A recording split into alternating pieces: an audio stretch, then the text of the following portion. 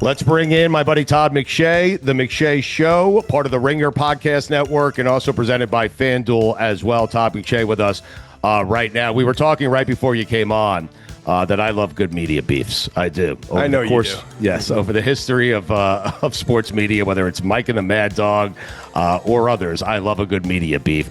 And it seems like you were right in the middle of one. Now, I don't know if it was intentional by you, but it seems like you and Paul Finebaum are going at it. And just so we're clear, I am Team McShay. With all due respect, I don't even care. If Finebaum was on, you would say, yes. I'm Team Finebaum. I got yes. you. Listen, Finebaum didn't send me a text when I started a new podcast saying, hey, congratulations on the new show. Todd McShay, my friend, did, because that's what friends do. I am Team McShay all the way. I don't care about the details. How about that? But Finebaum is not on. That's there you go. No, I know. I know how that rolls. But I also like Stugotz is a friend, and he's been with me through thick and thin. And that's kind of the impetus of this, right? Like loyalty is important, and especially when you're on the same team and you call on someone and they constantly deliver and show up to the set, whether it's the day before a game or you come on their show on Fridays, which I was for Paul Finebaum. And let me say this, honestly, it was like news to me. It was news to me that this was even a thing. Like I kind of mentioned it in passing the other night. And I'll tell you, I'll give you a little bit to kind of, explain the backstory. But if you want the full story, I now, because I've gotten so many texts and so many articles sent to me and all this stuff, I'm going to share the whole thing like in detail on our show, The McShay Show, tomorrow. You can get on YouTube, perfect, Spotify, Apple, wherever you get podcasts. But right. as you would do as well, Stugotz. You know how of course. No, you use say whatever you want here, as much as you could say. But yes, of course, use your own platform for a story like this that's driving your numbers up. Don't drive my numbers up. Drive your numbers up. My 2-year buyout with ESPN ended October 1st. Today is October 1st. So I'm more comfortable talking about all of that. This isn't an ESPN thing. I love Burke Magnus. I think he's it's hard to be a great guy and great at your job, and he's one of those people. I love so many people at ESPN. So I'm not going on this scorched earth tour now that I have completely separated and cut, ties are cut off between ESPN and myself. Because for the most part, you had a good run there. You like all the people, and Burke is great. You're right. Yes. Wonderful run. Yeah. Like whether it's Seth Markman, Lee Fitting at the time when he was there with Game Day, like Camby. Yes. Drew Gallagher, all those guys, and then there's good people working. Like I traveled with and became like extended family and all that. So I'll say this: there were several things over the years, and I worked with Paul and under the same umbrella for about a decade. There were several things that rubbed me the wrong way, and there were people who just didn't like Paul in the building. We'd go out to whether it was the Rose Bowl or a bowl game or have national championship, and he would be there. And the comments from other people that I would overhear or be, in a circle of people talking, he didn't look like the rest of us. He didn't know ball, all those things. He's a different cat. And I've never got involved in that. I've had a lot of accusations against me, and some of them are probably true. Some of them are not. I would defend, but I don't think anyone would accuse me of being a bad teammate. I think there's a loyalty in it, and several times over the years he crossed the line on that. It's like I thought we're teammates, and then I'll explain on my show and give more detail. But the Jalen Carter situation, if you want to do some research on it, was what pushed me off the edge. Right. And it was absolutely unacceptable, and I'll explain the rest later. But I don't trust the man. I think he's a coward of a man, and that's it. Okay, and the rest will be on the McShay Show tomorrow's episode. I want the rest right now so badly. Is there a story I could give you on your show in exchange for the story that you have right now that you can give me on our show? No, right? I can't do it. Oh, there probably is. My guy Steve Mensch would be so mad at me. No, I mean, you know how this goes. And honestly, it seems like I'm building up to this crescendo and like driving traffic, and I think you know me well enough. It's not my thing, and I'm much happier and more comfortable talking about college games, NFL prospects, all that stuff. But I'll address it on the show. Okay, so I said on the front end before you came on that I've gotten to know you, that you're an even-keeled guy. For you to get upset, like something really bad had to happen. Otherwise, you just kind of roll with it, you know? So yeah, I did defend you in that way. The list is very short and Paul's right there on the list. Wow. I want to know who else is on the list. Anyone? Come on. I told you I'm not going scorched earth today. You got to spread the beats out, just so you know. They drive up numbers. You got to spread them out, okay? I know. What do you got, Taylor? Todd, this seems like it all stemmed from that Alabama win. And I'm wondering if you saw the bulletin board material that Diego Pavia gave Alabama this weekend, earlier today, where he said, the crowd, I think, is going to be a big factor in the game, but we just got to play within the white lines. If we do that, if we play our game, it won't be close. What a masterful way of getting that back to football. I mean, Jesus, what a good teammate right there. Diego Pavia is what he did. I had 7 follow-ups to Finebaum and the rest of his list, and he took it to Pavia. Go ahead, Tom. Well, off-air, Taylor didn't start real well with me with being wishy-washy on the Finebaum versus me thing and going after my Red Sox right away. Which takes guts after last night, right? Yes. But that was a beautiful transition, Taylor. Yes. Why? That's the question. But it's just like, here's the thing. Like I joke, I always say this about players, about people in general, right? And Stugotz, you're like a beacon of an example here, and so am I. What makes us great at certain things can also be our fatal flaw. Oh, yeah.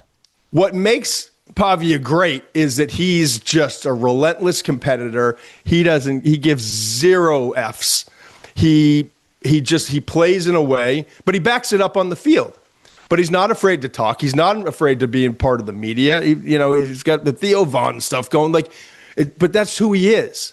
So I don't even think he's leaning into it. I think he's just being like an unfiltered version of himself. Now, the byproduct is DeBoer's job just got easier this week. Right. And Alabama, everyone had beaten down and the gifs on social media about like the lack of effort. This isn't Nick Saban's team. DeBoer's got to go, all that stuff. It's subsided with this Georgia win, right? And so your concern, if you're DeBoer and the coaching staff, is how do we prevent, even though we had last year's game and all that, so how do we prevent these young men who are, despite all the money that they're being paid, how do we prevent a letdown? Because it is Vanderbilt, even though they're undefeated and all those things, but there's just historically it's Vanderbilt, right? And you're that coming just off makes Georgia, it easier. right? Yeah, it's not helping Vanderbilt's cause coming out and making those comments. Right. Do you expect Alabama to win that game? I do, but like certain teams and certain players have certain programs number, and I worry that like. I think sometimes when you go up against that helmet, you get spotted. Alabama gets spotted, and there's certain programs like that because it's like, oh shit, we got Alabama this week. Right. They're bigger, they're faster, they're NIL, they're all this stuff. And when it wasn't the NIL, it was the Red Elephant Club, and we know what's going on there, but no one talks about what's going on. Right. Right. So with Pavia and Vanderbilt, that doesn't exist, and so again, it's like. That's the beauty of it. They believe in their guy. Right. And they're not afraid of that team. Yes. But that team still has a bunch of NFL dudes running around like linebackers that are 235 pounds running a 4.5, right? So it's going to be a fascinating game. It's not the best slate this week. We're coming off of week 5 where it was like 9 games, ranked teams, big-time matchups, Penn State and Oregon and Georgia and Alabama and Ole Miss, LSU and all those games. But that now is like absolutely circled. Florida State, Miami is number 1. That's the prime 2 time big games, ABC game. And then that's the second biggest game. Todd, with Cade Klubnik and Drew Allar, DJ Lagway, Arch Manning, does this feel like a record number of disappointments at the quarterback position? Yes. Really? Yeah, it does. I was screaming in like week 1 that this could be the golden age of quarterbacks. Right. That we're all privileged, sit back and enjoy it, and because this is going to be an awesome run. Sure. You had Arch Manning coming in. You had Julian Sayin coming in, first-year full-time starters. Allar was vastly overrated. I've said that dating back to last year and certainly coming into the season. I said it last week before the Oregon game, and I don't have to say anything else now. So is his coach. So, unbelievable. Talk about another guy I have beef with. Right. Franklin. Yes, I had beef with him too. Yes. Yeah, just talk about not trusting people. But then I'm just throwing shots everywhere. I need to contain myself. Yes. Save some of it for your show, though. Okay. But Nussmeier's interesting. Garrett Nussmeier. Like, I was at that Manning Passing Academy. I left the beautiful 75 and sunny here in Massachusetts in late June, early July to go down to Thibodaux, Louisiana. And I went down for the first time to the Manning Passing Academy, and I'm there, and it's like Friday Night Lights, you guys. It's like it's probably the last pure thing in football. Right. You know, and like we caught a break with the weather. It was only like 85 degrees. It wasn't 95. And it's a Friday night, and you've got all these kids coming in, and 12 or 1,400 campers who are quarterbacks from all over the South, all over the country. And so the prospects, the top quarterbacks in the country, are counselors during the day, and then at night they have these competitions, throwing sessions. Friday night is their competition. They bring out all, it's kind of like the skills challenge in the NFL at the Pro Bowl or whatever it is now. Right. And they've got moving targets, they've got stationary targets, and these guys are throwing, and I'm watching, and it's like, all right, Arch's up, Klubnik's up, Nussmeier's up. Nussmeier, as they were moving in between drills, they were throwing to a basketball hoop 40 yards away in the back of an end zone. He was the only one out of like 42 quarterbacks. He drains it. And then I'm watching Sellers, Lenora Sellers from South Carolina, like all the top quarterbacks in the country except for Allar, who didn't want to compete, and Mendoza from Indiana, who wasn't, the coaching staff, new staff with him transferring, weren't there. And I'm watching Nussmeier and the way he carries himself and the way he's throwing the ball. And I'm like, this guy, I know he doesn't have the elite arm. I know he's not as mobile as Sellers and some of these other guys, but his feel for the game, his accuracy, the things. And so I'm watching, and Klubnik's doing great. And Sam Levitt's there. And Fafita from Arizona. And Damon Williams from Washington is just ripping the ball. And I'm coming in the year, and I'm like, they're all great. I think Nussmeier is going to separate himself this year. I think Klubnik's going to ascend. And then the season starts. And Nussmeier plays well in the first game, but it wasn't great. And right. Klubnik regresses.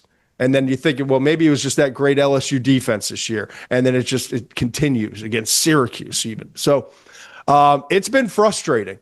Now, the byproduct is it creates opportunity for some other quarterbacks. Mendoza's been outstanding. Right. And I thought he showed more against Iowa than he did when he went like 21 of 23 in that route of Illinois. He's been really good. He's moving up. The best quarterback in the country, and I said it before last week, and I only had 4 games to go on because he hadn't played since 5 starts at UCLA. It was a disaster. Transferred to Oregon, sat, and then had got into like a competition in the preseason with another quarterback. And there was reports he might not even win the job. So I'd kind of not written him off, but I didn't expect much from this Dante Moore guy at Oregon. Right. And then I put on the tape before the Penn State game to try to prepare. Yeah. And I'm like, holy shit. Crazy. He's the guy. Yeah. Now, he's only got 10 starts, but he's making NFL throws. He's mobile. He's calm. He's just layering the ball. He knows how to, the touch, the anticipation, all the things you look for from a quarterback. Oregon's got the best quarterback in the country, and it's Dante Moore. And I don't want him to come out after this year because I think we've seen more so than ever with like Bo Nix with 60-something starts, FBS record. Dylan Gabriel, now starter for the Browns, drafted in the 3rd round, higher than we expected, ahead of Shedeur Sanders and all that saga. But when I look at like the guys you talk about, like all the quarterbacks that have had early success, Jaden Daniels, transfer right. Arizona State, LSU, they've all had this like 50, 60 starts in college. So I want Dante Moore back. Will Stein has been a quarterback whisperer at Oregon. He did a great job with Bo Nix in 2 years there, did a great job with Gabriel. Dante can be the next guy. I hope it's 2027. But I'm telling you right now, if the NFL draft was held next week, I think he might be the first overall pick. That is crazy. Is there any chance these quarterbacks are really good, but they're just trying to throw the Jets off their scent? Like, I mean, I actually was walking up to my office studio, right? And I'm thinking to myself, Surely there's nothing we can talk about with the Jets today, right? I have quarterbacks. You're a draft guy. There's because they don't want to be always drafted things to there. talk That's about. true. That's true. Go ahead, Taylor. Watching Justin Fields the other night, Oh, you got enough. I've been saying this since he was in college. Right. And I like the young man. I like his athleticism. But then like Louis Riddick comes on and he's not wrong. He's like only 2 or 3 guys could have that long touchdown run. He's such a he is a special athlete. Always has been. Yeah. Can't play the quarterback position at a level that you need from an NFL organization to be consistently successful. Right. And so when they brought him in and they were all excited about it, I'm like, what are we doing? But then again, like my guy Joe Douglas, like everywhere he's gone, he's a winner. Baltimore, Philly, back to Philly. But he forgot how to be a football guy, apparently, with the Jets. It might be ownership. Listen, he nailed everything. His drafts were great. Like, he was great. He just couldn't get the quarterback. No one could seemingly get the quarterback for the Jets. And by the way, Baker Mayfield. Yeah. Yep. Sam Darnold. Yeah. Yeah. You know, like guys that go to Carolina and New York, they just don't succeed. And you can see, like, the talent's there. Right. I mean, Darnold and Mayfield are just like winning games left and right. It's crazy. Right. Yeah. Yeah, they're surrounded by good teams. Taylor has something on the Manning camp, though, I think. Yeah, Todd, you mentioned that we got off on the wrong foot today, but I'm glad you mentioned the Manning Academy because that's actually where we got off on the wrong foot because I'm a Carolina guy. You came out praising Gio Lopez. You praised him for his accuracy, his strong arm, and then the games start and he stinks. It might have something to do with the people around him. It also, like, you know, yes, I did praise him. And there was a lot of praiseworthy throws that he made. But we're in shorts and a t-shirt. Like, you have to, trying to keep it in perspective. Yes. But yeah, like I told you, standing there, it's like Field of Dreams on that Friday night and watching all these guys rip the ball. You're giving me goosebumps, man. I mean, honestly, I was like, this is heaven, you know, like right. this is, yes. It's like a cornfield in the middle of Thibodeau. It's football heaven, right? It's football heaven. And there's no camera crews. There's no like trucks going back and forth. It's just guys out there playing ball, having fun. But Gio Lopez was one of them.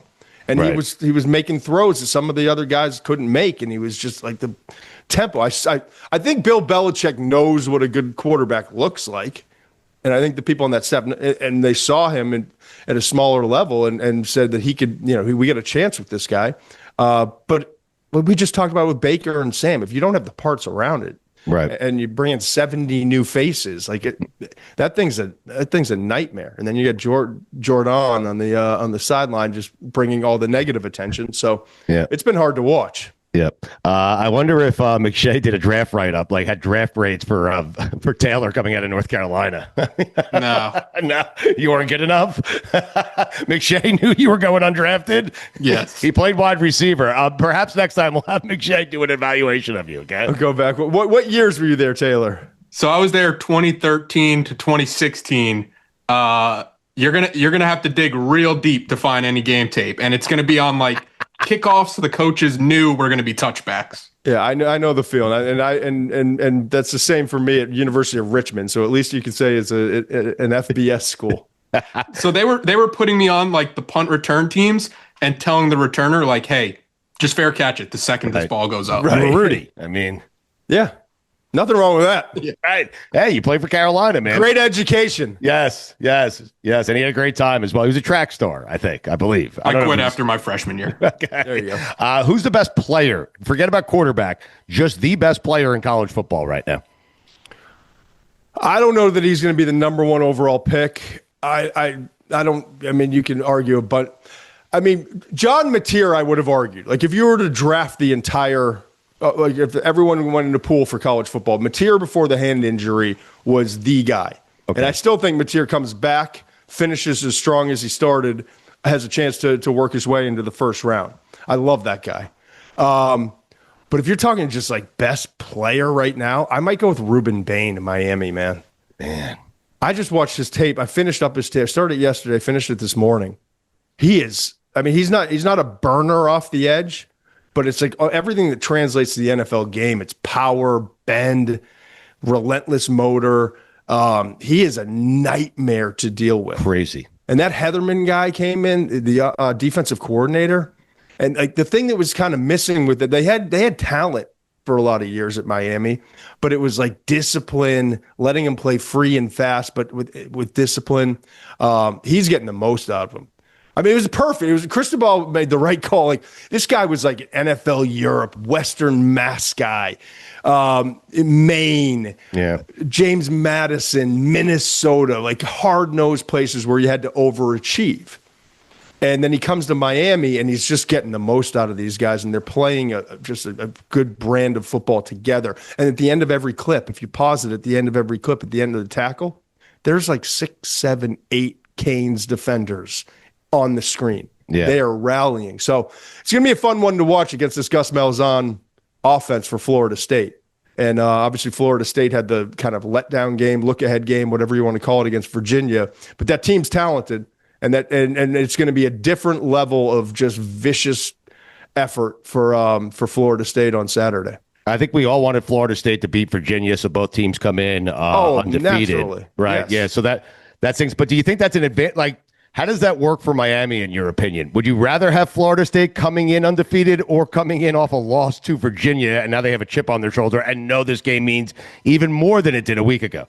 I'd rather them come in undefeated, no question. Same.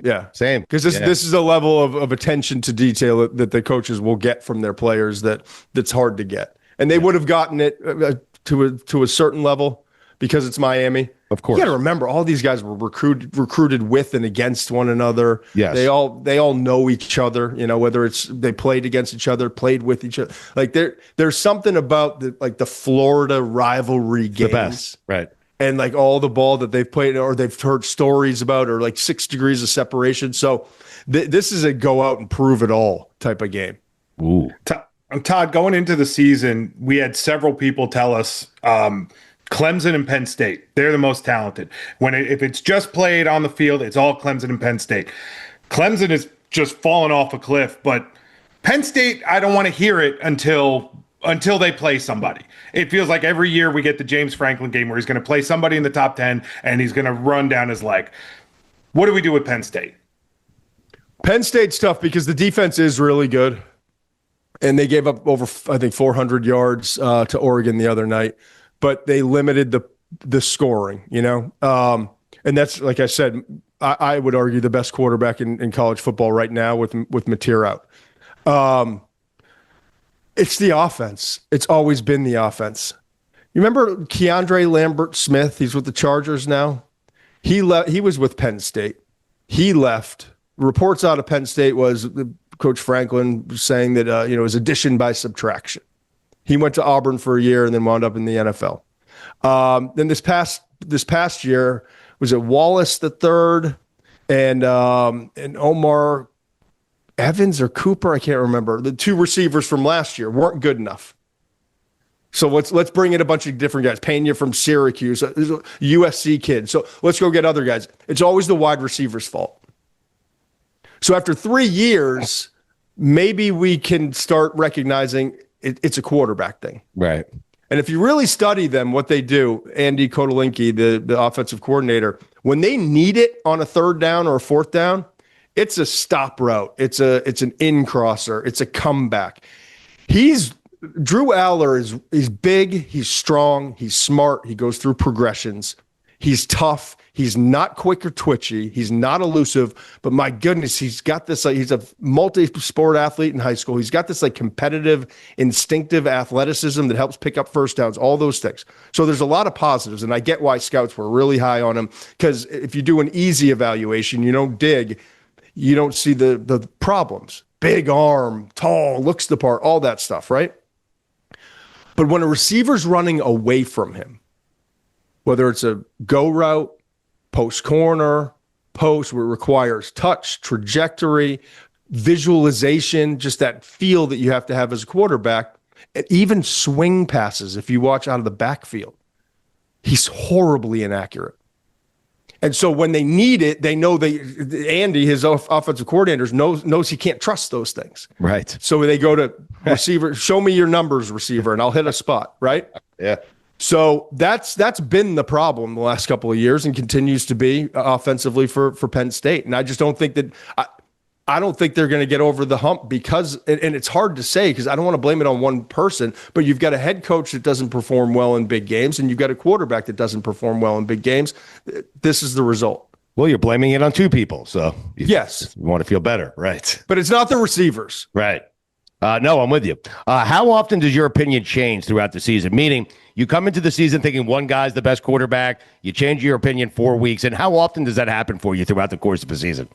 Well, this year's a shining example, right? It's crazy, right? Yeah. Like I didn't think for a second we'd be in this situation where all these top rated guys would be struggling. Right. That's what I'm trying to get at. This is not the norm. Right. This is not at all the norm. Right. And it's frustrating to watch. And now there's like reports about an oblique injury with Nussmeier. I don't know. Sellers has looked great at moments, but has been up and down for South Carolina, and they don't have a ton around him. They don't have a good defense. So like Arch is struggling. And I'm hoping that he's going to start to put it together. But there's some mechanical stuff. There's some rushing, and I did a full breakdown on all of it last week. Against Florida's defense, this is going to be it. We didn't even mention DJ Lagway. Right. Like the 27 class was supposed to be just as good as the 26. Right. Yes. And maybe Lagway has a great year and leaves early, even though he shouldn't. Learn from Trent Richardson or what's his name? The Anthony Colts. Richardson. Anthony Richardson. Sorry. Yeah. Learn from Anthony Richardson at that same school. 13 starts. It doesn't work. So it's been wild to watch. And so, I don't ignore it, but I try not to swing too fast because it could be a circumstance. You don't always know. Like, I don't know if Nussmeier is 100% or not. Right. And I don't even want to really say it here, but it's just like if the reports are out everywhere that it might be, like maybe that's it, but I don't know. Right. So there's a lot of digging that has to go on behind the scenes. And then there's also a lot of tape that has to be studied before you start wildly shifting on these guys.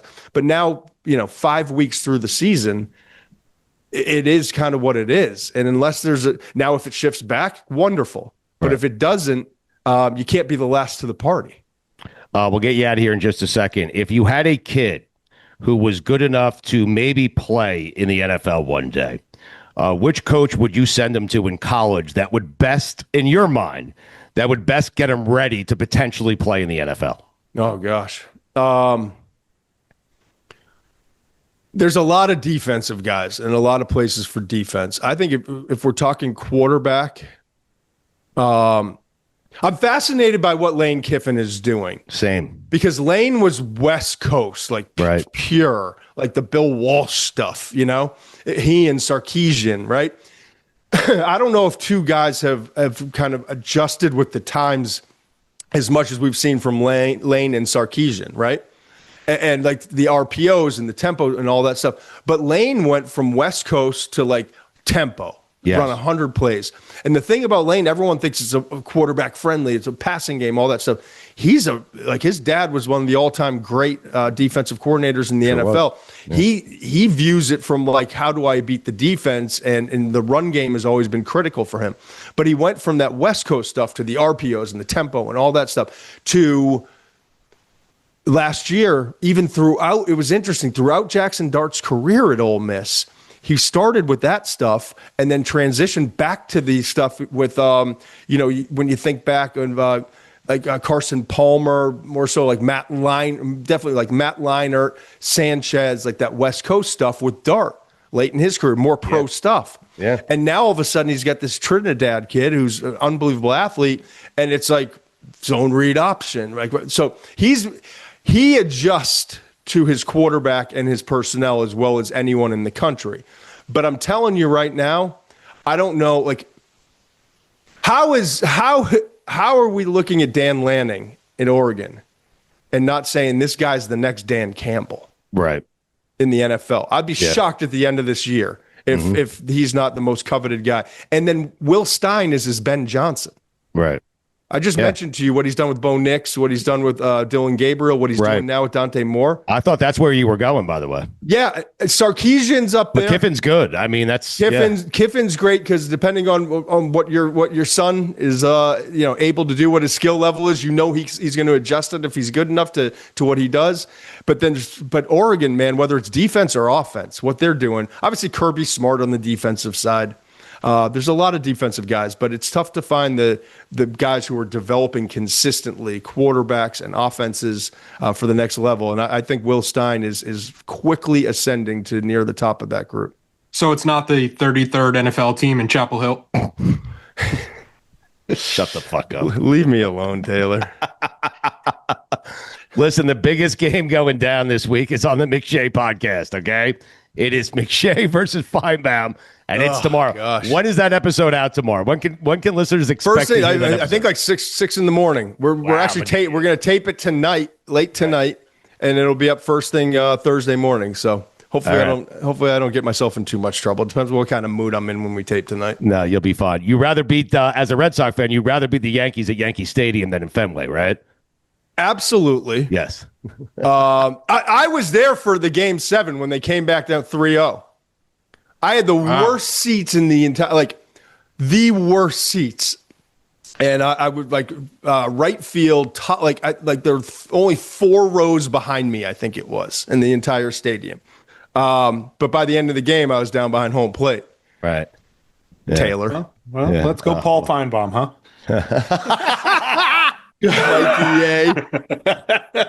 They turned on you. They did. What about what are we doing with that coach's decision? Why are you pulling your starter? What do you care? Boone's going to get fired anyway. They're terrible. He's terrible. Brian Cashman's worse. Right. Here we go. But you're great. The McShay Show, part of the Ringer podcast network. Check it out. Tell Simmons to return a call, respond to a text, do something, all right? Because I'm going to start a beef with him. I'm telling you right now. Oh, I mean, I don't think he's overly worried about that, Stugotz. Yeah. You enjoying this? How's the show going? I fucking love it, man. I mean, I don't know if this is the next Lebitard. Speaking of beefs,